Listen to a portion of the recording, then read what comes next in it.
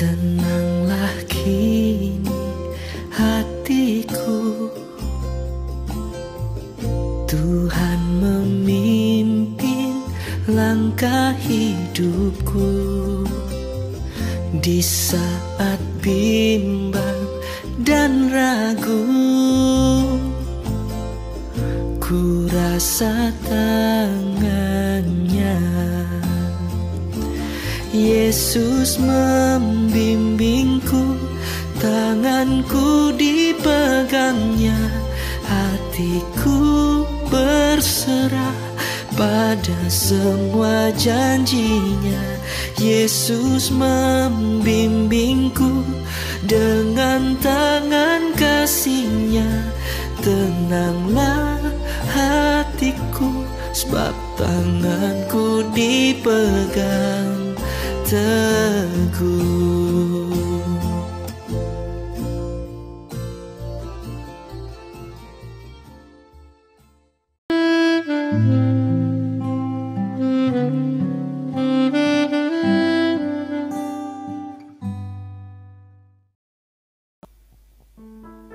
Shalom, selamat pagi Bapak Ibu Jemaat Gereja Kalam Kudus di seluruh Indonesia. Kesetiaan Allah yang maha tinggi telah mengantar kita di minggu yang baru. Pemazmur di dalam Mazmur 150 ayat 6 berkata, biarlah segala yang bernafas memuji Tuhan. Haleluya. Kita akan masuk bersama-sama dalam ibadah pagi hari ini. Saya mengajak kita berdiri, kita akan masuk di dalam saat teduh.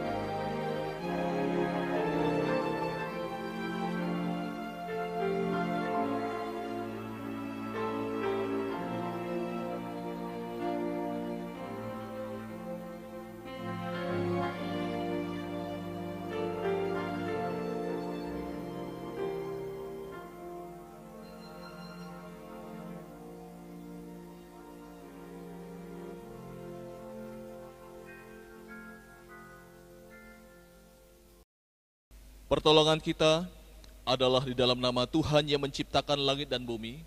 Kasih karunia, rahmat, dan damai sejahtera dalam Kristus Yesus menyertai saudara-saudara sekalian dalam ibadah pagi hari ini. Amin. Sungguh Dia Tuhan yang layak dihormati, diagungkan untuk kesempurnaannya yang memelihara kita hari lepas hari. Mari bersama-sama kita mengagungkan Tuhan. Penghormatan kita bagi Dia dalam puji-pujian.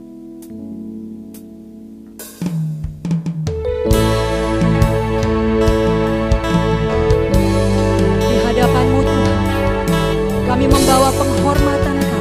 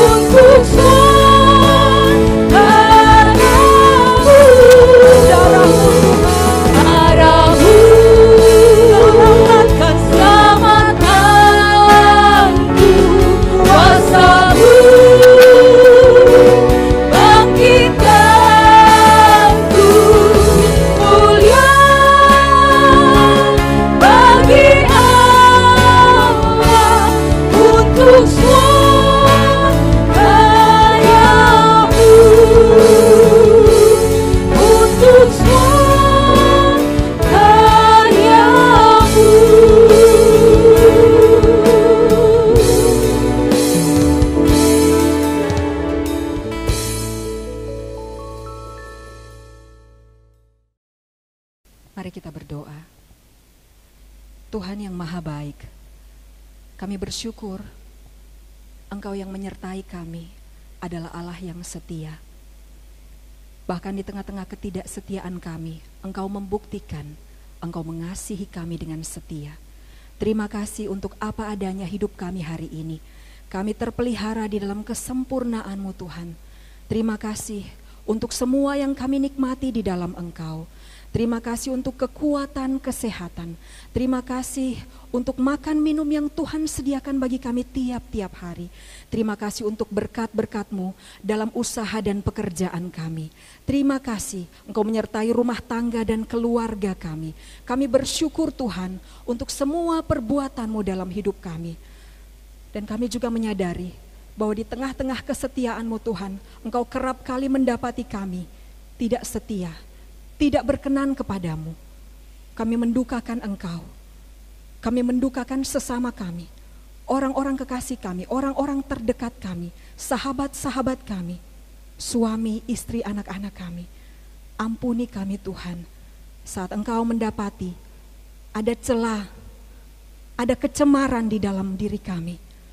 Ampuni kami Tuhan, biarlah oleh belas kasih-Mu kami menerima pengampunan daripada-Mu. Engkau yang berjanji bahwa jika kami datang mengaku dosa kami dengan jujur di hadapan-Mu, Engkau Allah yang berkenan untuk mengampuni kami. Dengan iman dan penuh rasa syukur, kami terima pengampunan dari Engkau. Kami bawa doa ini di dalam nama Tuhan Yesus Kristus. Amin. Bapak Ibu Jemaat Kalam Kudus di seluruh Indonesia, kita semua yang sudah menerima belas kasih anugerah kemurahan Allah, keselamatan di dalam Allah, mari kita bersama-sama mengikrarkan pengakuan iman rasuli. Aku percaya kepada Allah, Bapa yang Maha Kuasa, Khalik langit dan bumi, dan kepada Yesus Kristus, anaknya yang tunggal Tuhan kita, yang dikandung dari Roh Kudus, lahir dari anak darah Maria, yang menderita sengsara di bawah pemerintahan Pontius Pilatus, disalibkan, mati dan dikuburkan, turun ke dalam kerajaan maut. Pada hari yang ketiga, bangkit pula dari antara orang mati, naik ke sorga, duduk di sebelah kanan Allah, Bapa yang Maha Kuasa. Dan dari sana Ia akan datang untuk menghakimi orang yang hidup dan yang mati. Aku percaya kepada Roh Kudus, gereja yang kudus dan am, persekutuan orang kudus, pengampunan dosa, kebangkitan tubuh, dan hidup yang kekal. Amin. Bapak Ibu Jemaat dipersilahkan duduk kembali. Kita bersyukur semua yang Tuhan beri bagi kita adalah baik adanya. Layaklah bagi kita untuk memuji-muji Tuhan. Mari bersama-sama kita agungkan Dia, kami puji dengan riang.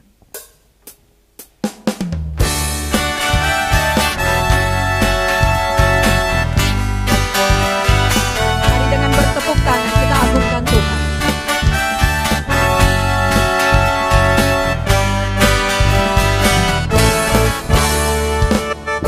Kami puji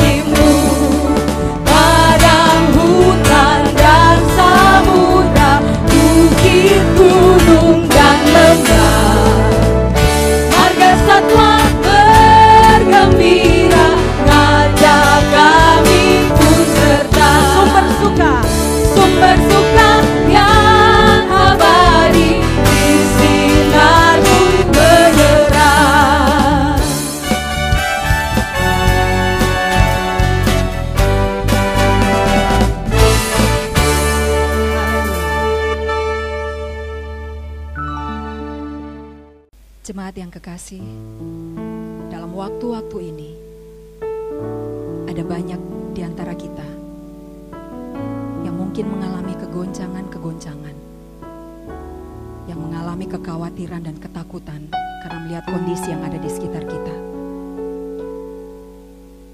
Tetapi di dalam Tuhan kita tahu bahwa sekalipun keadaan bergoncang, Tuhan yang kita sembah di dalam Yesus Kristus adalah Tuhan yang tidak tergoncangkan. Sungguh Dialah satu-satunya tempat yang membuat kita merasa tenang. Mari siapkan hati di hadapan Tuhan untuk firman-Nya. Tenanglah jiwaku.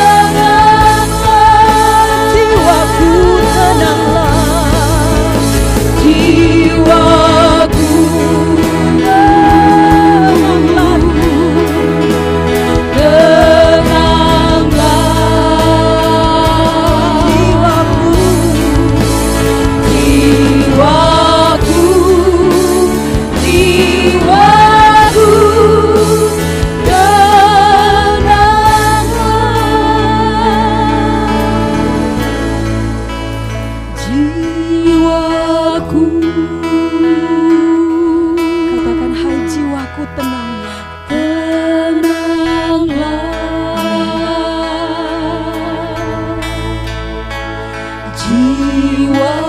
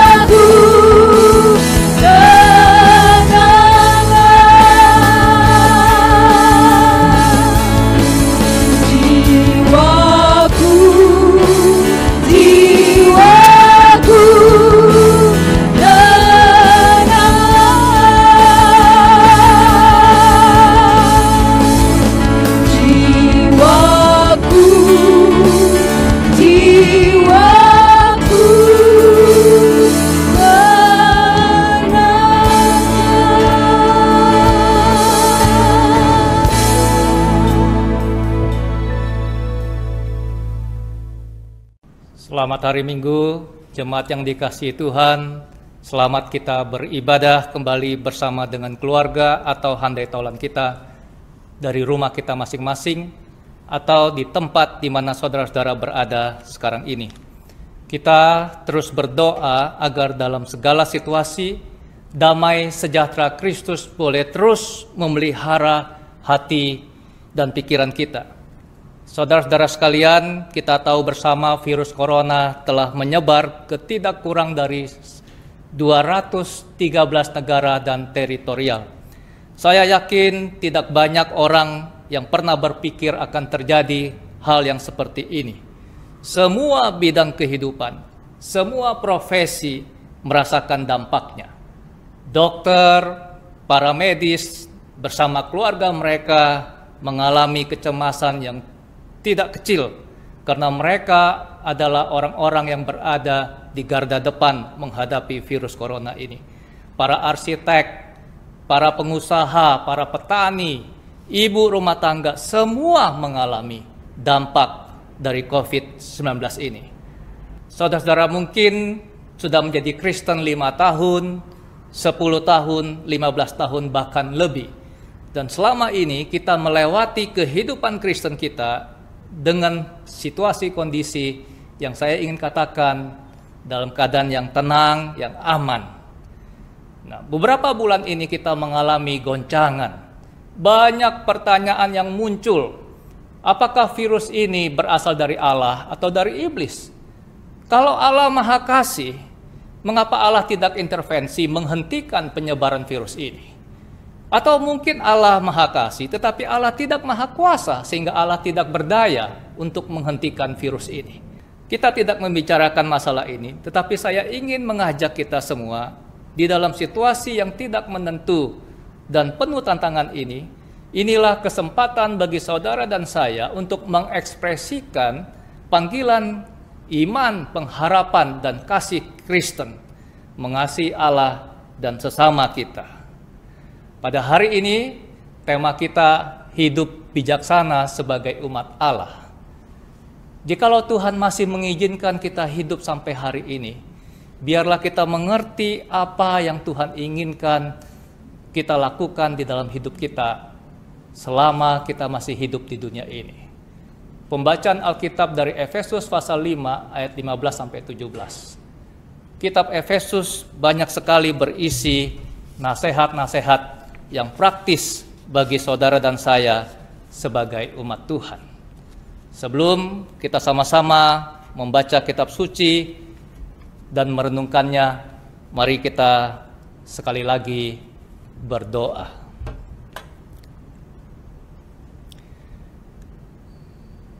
Bapa Surgawi, Allah yang penuh rahmat dan belas kasihan, sekarang bersama-sama dengan keluarga atau dengan handai taulan di tempat kami masing-masing, kami menghampiri Dikau, Allah yang bertahta di tempat yang maha tinggi. Kami menghampiri Dikau, Allah yang maha kudus, seraya kami mempersembahkan syukur kami atas pemeliharaan-Mu bagi kami. Kami yakin dan telah mengalami sendiri kasih pemeliharaan-Mu yang setia. Kami yakin akan kuasa-Mu.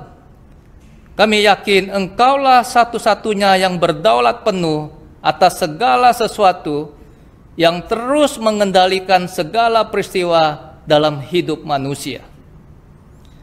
Ya Tuhan, kami rindu Engkau hadir di tengah-tengah kami, sebagaimana janji firman-Mu, di mana 2 atau 3 orang berhimpun dalam nama-Mu, di situ Engkau hadir. Tuhan, kami akan membaca kitab suci, belajar dan merenungkannya. Kami mohon Roh Kudus hadir di tengah-tengah kami, menjamah kami. Anugerahkanlah kepada kami hati yang lembut untuk benih firman-Mu. Menjadi kerinduan dan doa kami, bukan saja kami menjadi pendengar, tetapi Tuhan, berikanlah kepada kami dorongan dan kemampuan untuk juga menjadi pelaku-pelaku firman di dalam kehidupan kami sehari-hari. Karena hanya dengan melakukan firman-Mu lah kami dapat disebut sebagai yang berbahagia adanya. Inilah doa permohonan kami yang kami panjatkan hanya di dalam nama Tuhan Yesus Kristus, nama yang terindah di atas segala nama, Tuhan dan Juru Selamat kami yang hidup. Amin. Saudara-saudara sekalian, Efesus pasal 5 ayat 15 sampai 17, karena hanya ada 3 ayat, saya akan membacakan satu persatu dan sambil saya akan memberikan penjelasan di bagian-bagian yang saya rasa perlu penjelasan. Efesus pasal 5 ayat 15. Karena itu, perhatikanlah dengan saksama bagaimana kamu hidup. Janganlah seperti orang bebal, tetapi seperti orang arif. Dalam terjemahan hurufiahnya, karena itu perhatikanlah dengan saksama bagaimana kamu berjalan. Janganlah seperti orang bebal, tetapi seperti orang arif. Saudara-saudara sekalian, falsafah hidup orang Ibrani menggambarkan kehidupan seorang manusia itu seperti sebuah perjalanan. Saudara-saudara bisa membayangkan jikalau saudara ingin melakukan sebuah perjalanan dari rumah saudara ke suatu tempat yang saudara ingin tuju. Ada saat ketika saudara mulai perjalanan dan ada saatnya saudara tiba di tempat tujuan, saudara tidak lagi melakukan perjalanan. Bagi orang-orang Ibrani, kehidupan seorang manusia itu tidak seperti roda yang berputar di tempat, kadang-kadang kita di atas, kadang-kadang kita di bawah. Tetapi seperti seorang yang melakukan perjalanan. Sejak dia lahir sampai dia meninggal, itulah perjalanan yang akan dilakukan oleh seorang manusia. Saya ingin memperlihatkan beberapa contoh yang menunjukkan bahwa bagi orang Ibrani, sebuah kehidupan itu adalah sebuah perjalanan. Di dalam Kejadian pasal 5 ayat 22, di dalam terjemahan baru Lembaga Alkitab Indonesia dikatakan, dan Henoh hidup bergaul dengan Allah. Tetapi di dalam terjemahan bahasa Inggris dikatakan, Henoh berjalan dengan Allah. Satu lagi Bapak Ibu Saudara sekalian, di dalam Mazmur 119 ayat 105. Dikatakan di situ, firman-Mu itu pelita bagi kakiku dan terang bagi jalanku. Saudara-saudara bisa perhatikan ada kata kakiku, ada kata jalanku yang menunjukkan sebuah perjalanan. Jadi firman Tuhan itu adalah pelita bagi kehidupan kita. Firman Tuhan itu adalah terang bagi kehidupan kita.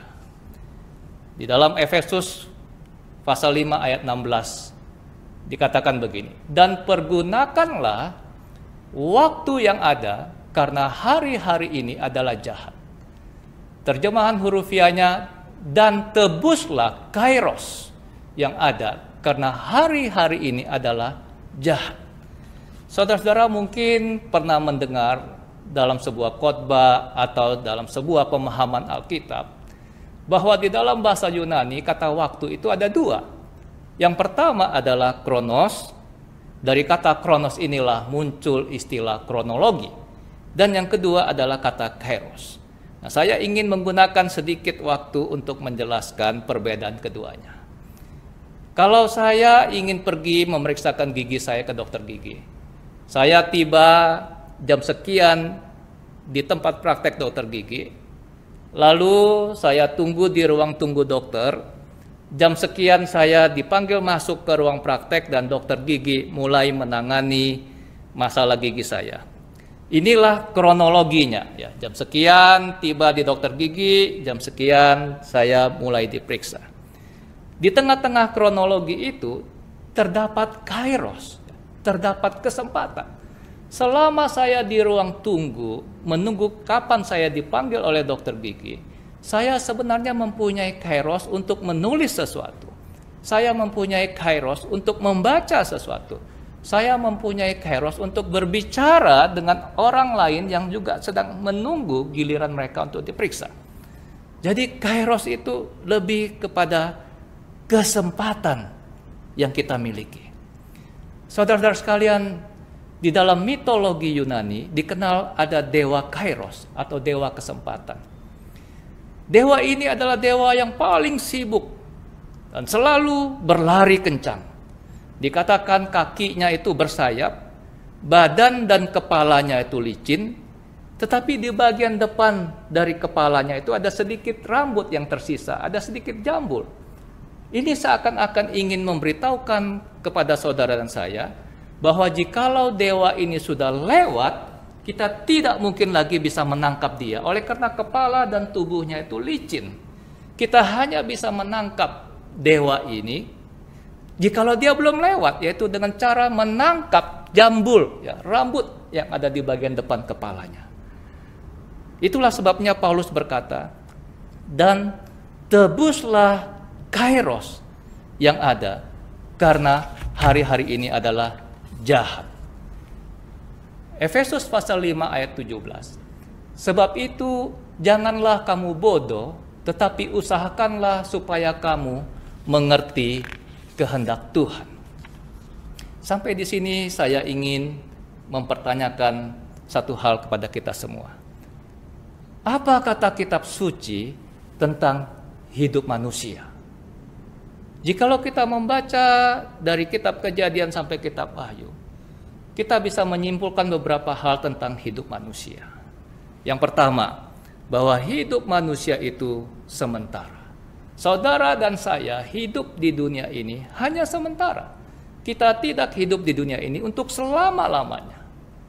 Seperti seorang musafir, dia melakukan perjalanan untuk ke suatu tempat. Dia hanya singgah sementara di satu tempat untuk beristirahat. Dia akan membangun tendanya dan esok pagi dia akan membereskan tendanya lagi untuk melakukan perjalanan lagi.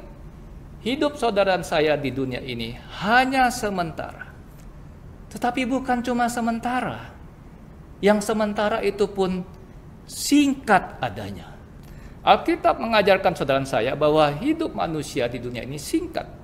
Dikatakan hidup manusia itu seperti bunga, jikalau angin bertiup dan bunga itu lepas dari tangkainya, dia akan pergi sesuai dengan tempat hembusan angin dan tempat asalnya tidak mengingatnya lagi. Segera dilupakan. Alkitab mengatakan hidup manusia itu seperti rumput. Jikalau dia sudah tercabut dari akarnya, dia akan kering, layu, dan kemudian dia akan dibakar. Di dalam Yakobus pasal 4 dikatakan hidup manusia itu singkat seperti uap. Ibu-ibu yang sering di dapur tentu mengerti apa yang dikatakan oleh kitab Yakobus. Jikalau kita memasak air di sebuah panci, ketika air itu mendekati titik didihnya, maka kita akan bisa melihat uap di atas panci itu. Tetapi naik sedikit dari atas panci itu, kita tidak melihat lagi uap itu. Jadi hidup manusia itu sangat singkat sekali. Almarhum Billy Graham ketika dia masih hidup pernah ditanya oleh seseorang, apa yang paling mengejutkan tentang hidup manusia? Di dalam pengalaman kehidupan saya, di dalam pengalaman penggembalaan saya menyaksikan, saya mendapatkan satu kesimpulan bahwa banyak orang, sahabat kita, saudara-saudara kita, terkejut ketika dokter memvonis dia mengidap kanker. Tetapi Billy Graham ketika ditanya apa yang paling mengejutkan tentang hidup manusia, dia memberikan jawab, yang paling mengejutkan tentang hidup ini adalah betapa singkatnya hidup manusia. Apakah saudara tahu berapa usia Billy Graham? 100 tahun kurang 9 bulan. Orang yang dianugerahkan Tuhan kehidupan yang panjang itu bisa menyimpulkan bahwa hidup manusia itu singkat adanya. Yang kedua, hidup manusia bukan cuma sementara dan singkat. Yang kedua, hidup manusia itu cuma satu kali. Bukan cuma singkat dan sementara, tetapi kita menjalani hidup di dunia ini hanya satu kali. Tidak bisa diulang. Alkitab tidak mengajarkan tentang reinkarnasi. Di dalam Ibrani pasal 9 ayat 27 dikatakan manusia akan mati hanya satu kali dan setelah itu akan diadili. Yang ketiga, apa kata kitab suci tentang hidup manusia? Hidup yang sementara ini tetapi mempunyai konsekuensi dengan kekekalan. Apa maksudnya? Maksudnya adalah bagaimana kita hidup di dunia yang sementara ini. Itu berakibat pada bagaimana kita kelak dalam kekekalan kita. Apa yang kita lakukan sementara kita hidup di dunia yang sementara ini, itu menentukan bagaimana kekekalan kita ketika kita meninggalkan dunia ini. Karena itulah, saudara-saudara kalian, Paulus berkata, perhatikanlah dengan saksama bagaimana kamu hidup. Jangan seperti orang bebal, tetapi orang arif. Saya ingin kita sama-sama melihat 2 poin dari 3 ayat ini. Apa karakteristik orang yang hidup berhati-hati? Apa karakteristik orang yang hidup saksama? Apa karakteristik orang yang hidupnya bijaksana? Yang pertama, di dalam ayat 16 dikatakan mereka adalah orang yang menggunakan kesempatan dengan baik. Mereka adalah orang yang menebus waktu mereka. Apa modal dasar yang Tuhan anugerahkan bagi setiap manusia yang Tuhan izinkan lahir di muka bumi ini? Apakah materi, uang? Apakah bakat, talenta? Bukan. Modal dasar yang Tuhan berikan kepada semua orang yang Tuhan izinkan lahir di muka bumi ini adalah waktu. Kita mengenal istilah sampai hembusan nafas terakhir. Artinya apa?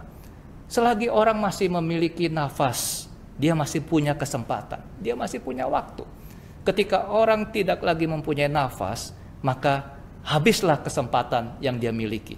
Jadi, modal dasar yang Tuhan berikan kepada saudara dan saya ketika Tuhan izinkan kita lahir ke muka bumi ini adalah waktu. Kepada Presiden Donald Trump di Amerika, Tuhan memberikan waktu 1 hari 24 jam. Kepada abang ojol yang ada di sekitar kita, yang jasanya sering kita gunakan, Tuhan berikan waktu kepada mereka 1 hari 24 jam. Kepada para pengacara terkenal, kepada para dokter yang sangat sibuk, yang pasiennya banyak sekali, Tuhan memberikan waktu 1 hari 24 jam sepanjang hidup yang Tuhan anugerahkan kepada kita. Tidak ada yang lebih, tidak ada yang kurang. Tetapi yang membedakan kita adalah tidak semua orang menggunakan waktu, menggunakan kesempatan dengan sama baiknya. Paulus berkata, tebuslah kesempatan. Ini sebuah istilah dalam dunia perdagangan, artinya kita membayar sesuatu untuk mendapatkan kesempatan itu. Dengan kesempatan yang kita miliki, kita melakukan hal-hal yang bersangkut paut dengan kekekalan kita. Saudara-saudara sekalian, pandangan Alkitab mengatakan pada kita, pekerjaan seorang tukang sapu jalanan tidak lebih hina dari seorang direktur perusahaan besar. Jikalau mereka mengerjakan itu untuk kemuliaan nama Tuhan dan menjadi berkat bagi banyak orang. Seorang pendeta tidak lebih mulia dari seorang petani. Jikalau tujuan, motivasi, dan cara kita menjalankan profesi kita masing-masing untuk kemuliaan nama Tuhan dan menjadi berkat bagi sesama orang. Tetapi kita harus memahami di sini, ada pekerjaan yang hanya bisa dikerjakan oleh orang-orang tertentu dengan kualifikasi tertentu. Ada pekerjaan-pekerjaan yang semua orang bisa melakukannya. Dan disinilah saudara-saudara kita perlu memikirkan apa yang dikatakan oleh Paulus, tebus waktu, tebus kesempatan.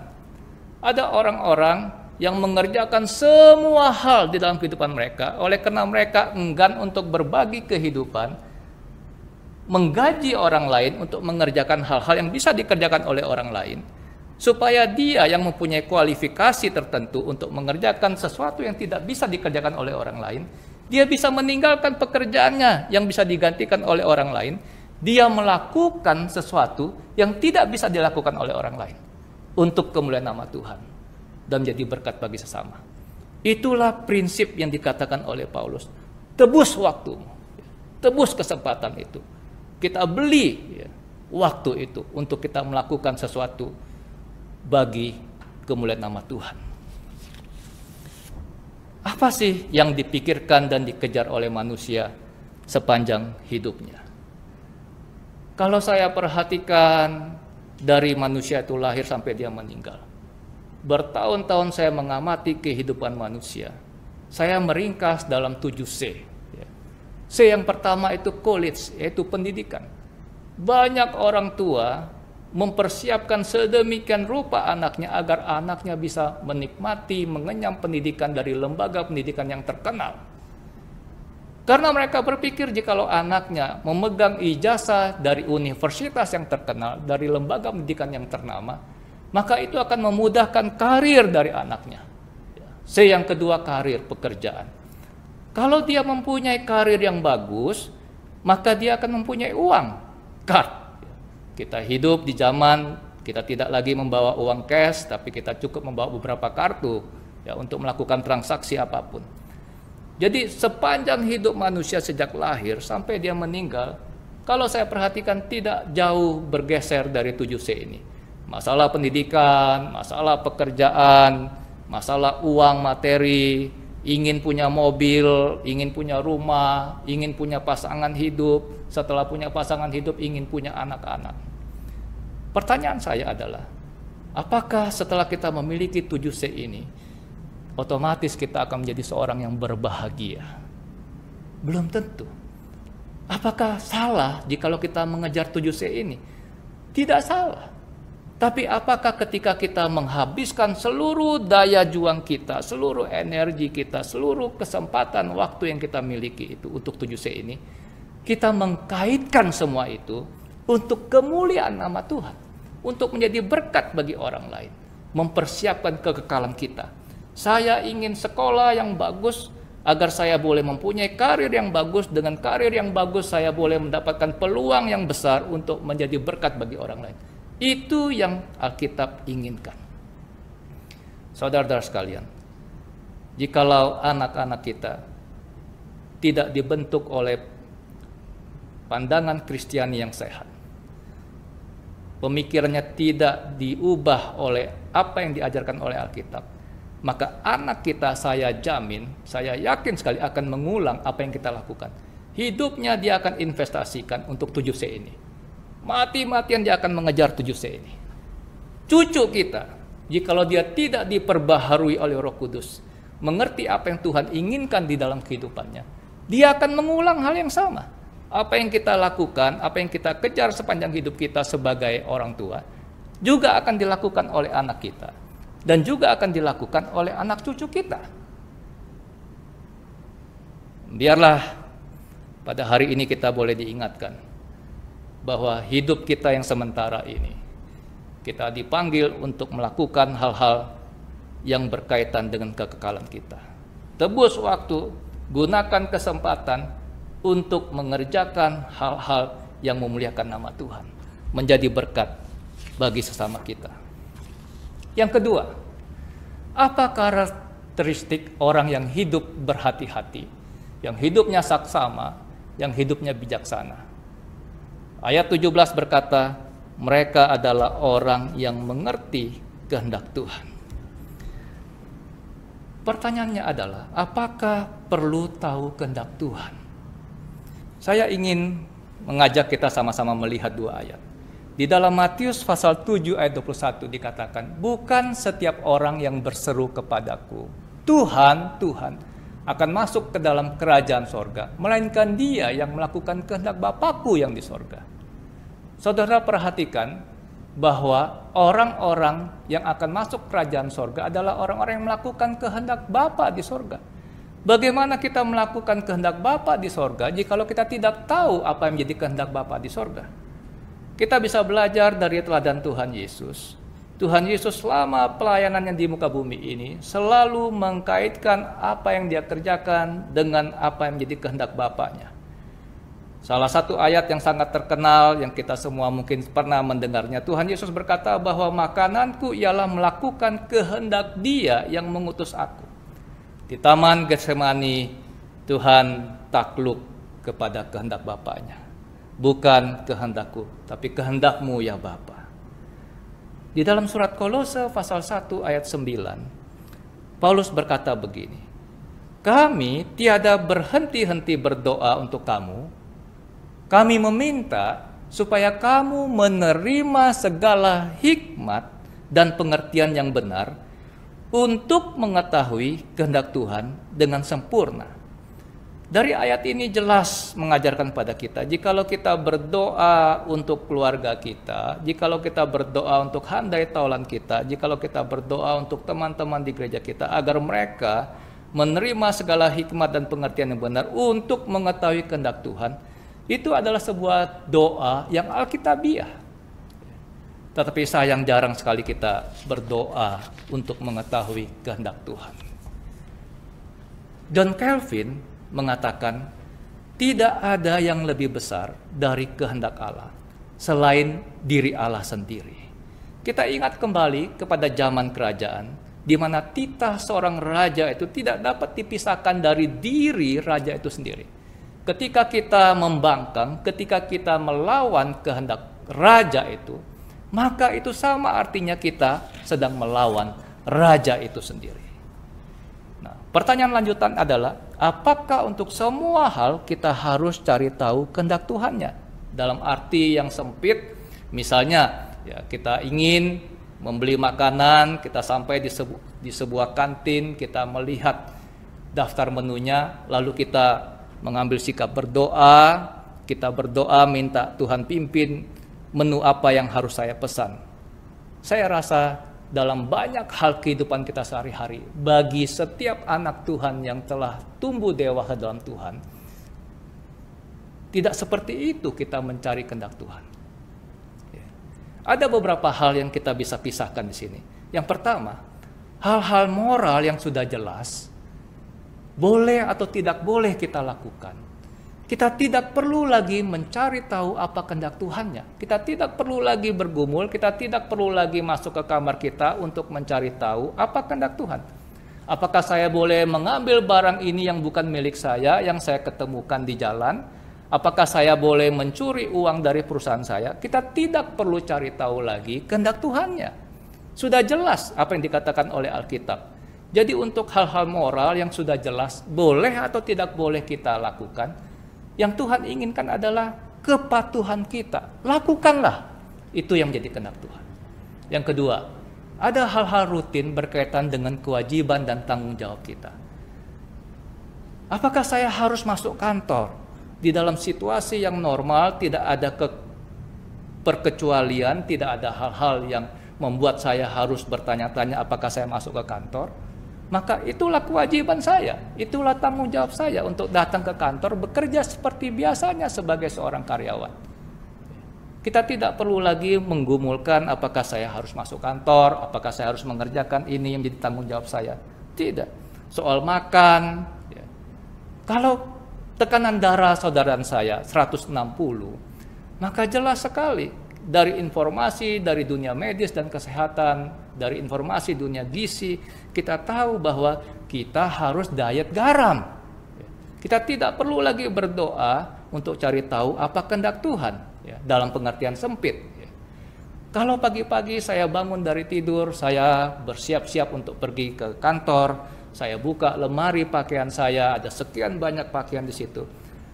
Saya tidak perlu mencari kehendak Tuhan dalam arti yang sempit, saya berlutut di tepi ranjang saya di kamar, lalu saya berdoa, cari tahu Tuhan saya mau pakai baju yang mana. Tidak perlu. Karena Alkitab sudah mengajarkan pada kita soal sopan santun, soal janganlah engkau menjadi serupa dengan dunia ini. Ya. Jadi Alkitab sudah mengajarkan kepada kita, membimbing kita persoalan disiplin, kerajinan, jangan malas, ya. Persoalan pengendalian diri, persoalan sopan santun, bagaimana kita sebagai anak-anak Tuhan. Tapi memang ada hal-hal tertentu yang Alkitab tidak jelas. Ya. Nah, saya ingin memberikan kepada kita beberapa poin di sini, yang saya sebut sebagai prinsip 6, 8, 10, yang saya ambil dari 1 Korintus pasal 6, pasal 8, dan pasal 10. Dari semua yang halal, dari semua yang diizinkan Tuhan untuk kita lakukan, dari semua yang tidak melawan kehendak Tuhan, kita bisa bertanya 7 hal ini untuk mengetahui apakah saya perlu melakukannya atau tidak melakukannya. Yang pertama, apakah itu berguna? Bermain basket, berolahraga tentu saja berguna. Tetapi apakah perlu saya berada di lapangan basket setiap hari 8 jam? Padahal saya tidak pernah bercita-cita menjadi seorang atlet basket. Saya bercita-cita menjadi seorang ahli IT. Nah, kalau saya bercita-cita sebagai seorang ahli IT, apakah perlu saya berada di lapangan basket selama 8 jam per hari? Tidak perlu, tidak berguna. Kita hanya perlu beberapa jam saja, beberapa menit saja di lapangan basket. Ini sebagai contoh saja. Yang kedua, apakah saya tidak diperhamba? Tuhan menebus kita untuk menjadi seorang anak Tuhan yang bebas merdeka, bukan menjadi hamba.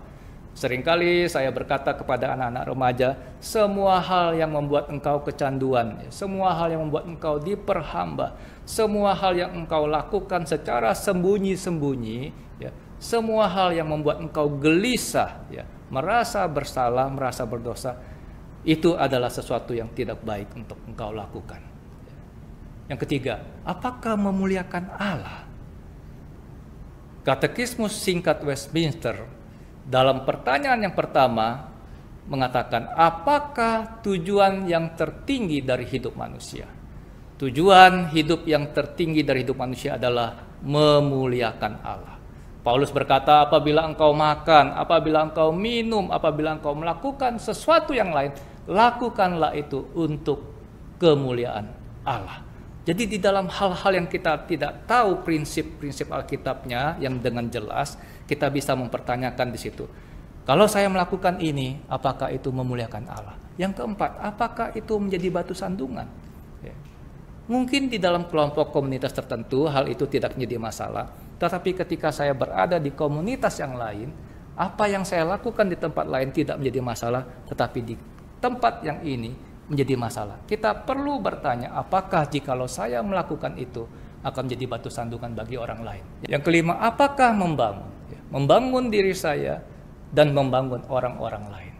Yang keenam, apakah untuk kepentingan orang banyak atau kepentingan diri saya sendiri?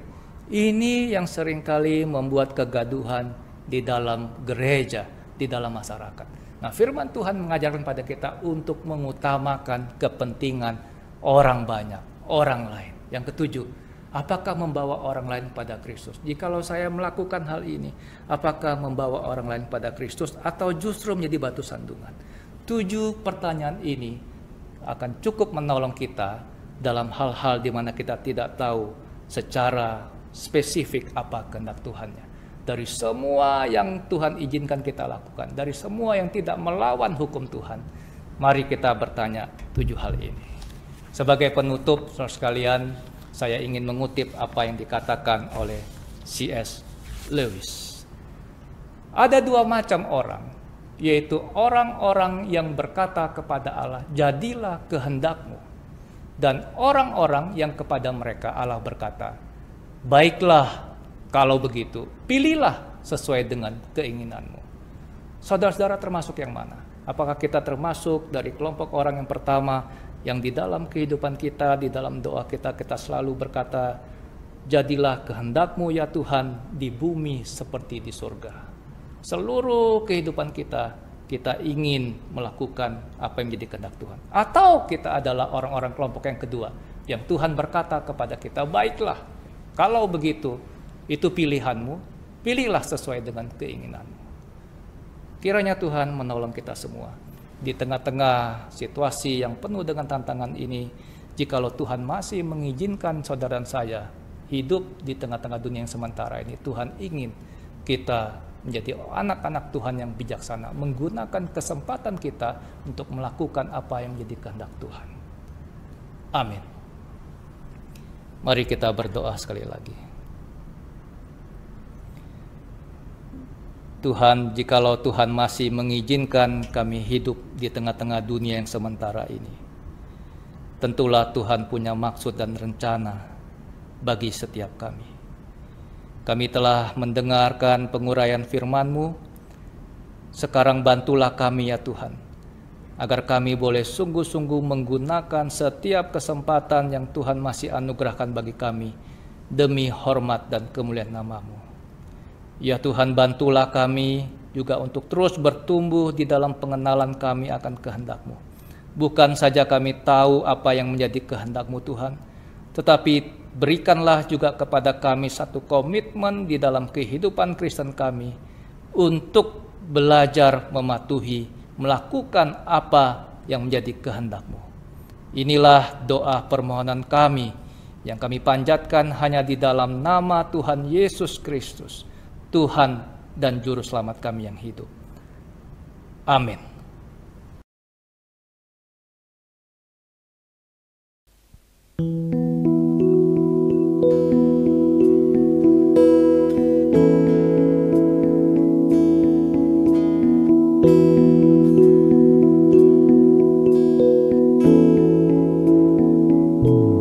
Hidup ini adalah kesempatan. Hidup ini untuk melayani Tuhan. Jangan sia-siakan waktu yang Tuhan beri. Hidup ini hanya sementara. Hidup ini adalah kesempatan. Hidup ini untuk melayani Tuhan. Jangan sia-siakan waktu yang Tuhan beri. Hidup ini harus jadi berkat. Oh Tuhan, pakailah hidupku selagi aku masih kuat. Bila saatnya nanti ku tak berdaya lagi, hidup ini sudah jadi berkat. Oh Tuhan, pakailah hidupku selagi aku masih kuat. Bila saatnya nanti ku tak berdaya lagi, hidup ini sudah jadi berkat. Sudah jadi berkat. Hidup ini sudah jadi berkat.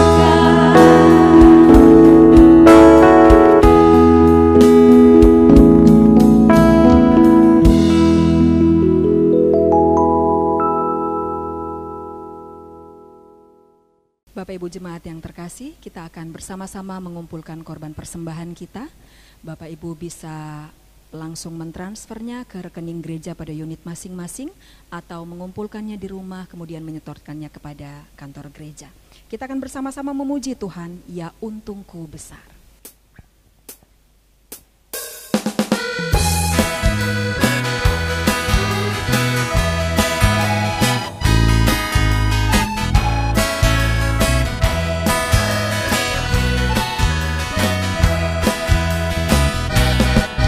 Ya untungku besar, cinta Yesus milikku. Jiwaku berteman, damai penuh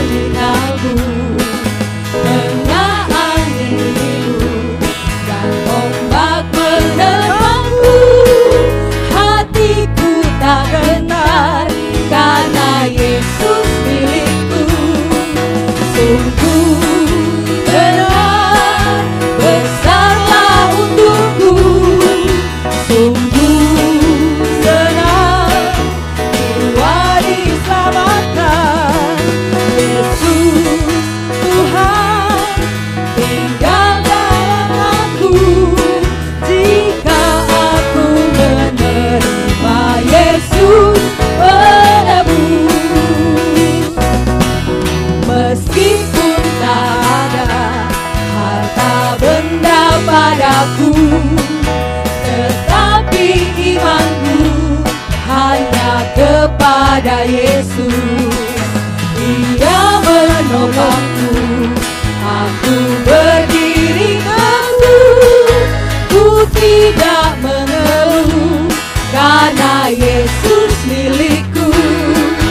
Sungguh benar, besarlah untukku, sungguh senang jiwa diselamatkan.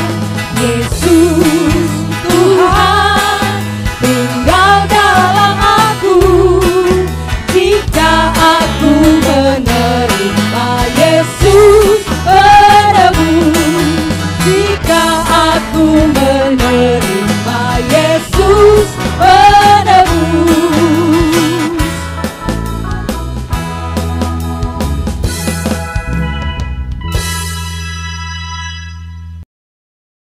Jemaat, mari kita berdoa. Tuhan, kami bersyukur kami boleh membawa korban persembahan kami di hadapan-Mu. Inilah persembahan yang kami bawa dari kasih karunia-Mu, dari anugerah-Mu bagi kami. Kami sadar bahwa apa yang kami bawa tidak berasal dari kekuatan kami untuk mencari harta dunia, tetapi karena Tuhan sendiri yang berkasih karunia, maka biarlah semua yang kami bawa ini akan memuliakan Engkau. Engkau menolong pengurus gereja pada unit masing-masing yang mengelolanya. Dengan hikmat Tuhan, mereka akan menggunakannya untuk kelebaran pekabaran Injil-Mu, untuk kemuliaan kerajaan-Mu di tengah-tengah dunia ini. Kami berdoa juga Tuhan, untuk minggu yang akan kami jalani ke depan. Kiranya kekuatan-Mu, kasih karunia-Mu, damai sejahtera-Mu menaungi kami, menolong kami supaya di tengah-tengah situasi yang sulit sekalipun, dalam new normal yang akan kami jalani, di tempat kami masing-masing, biarlah kesaksian hidup kami, tetaplah kesaksian hidup yang memuliakan Engkau, dalam iman kami, dalam pengharapan kami, dalam kasih kami, biarlah nama-Mu ditinggikan dan dimuliakan. Ini doa kami bersyukur membawa doa ini kepada Bapa di surga, dalam nama Tuhan Yesus Kristus. Amin. Kita tiba di penghujung ibadah kita. Saya mengajak kita semua berdiri dan kita menyanyikan pujian doksologi.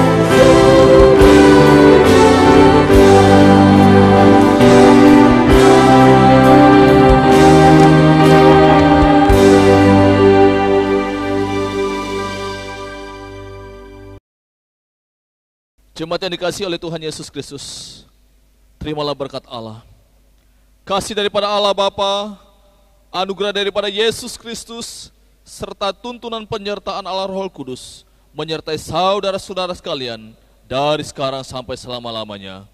Amin.